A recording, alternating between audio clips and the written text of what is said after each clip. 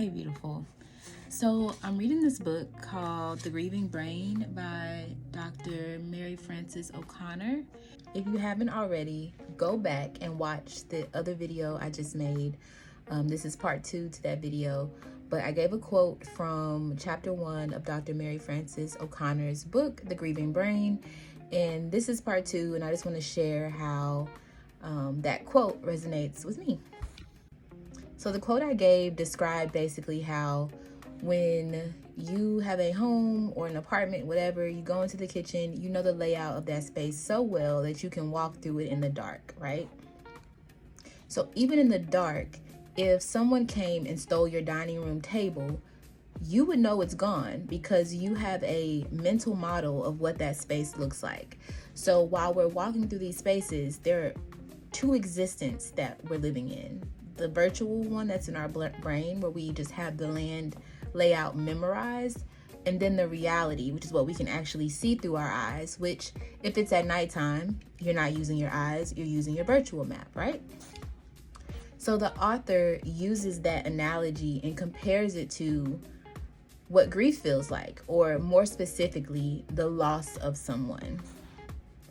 And I absolutely love this quote because different from when I lost my mother, but I'll use my father. I recently put out a video about the day that my father passed and what that was like for me working in a school. But I'll use this quote to compare that relationship because it's very different depending on who you've lost. So for me, that quote resonates deeply with losing my father. Often when you're grieving, you're in autopilot. You're just in regular motion. People assume it's the them passing, right? Like the finding out, that's the hardest. The losing them, like that moment, is the hardest. Yeah, no, at least not for me.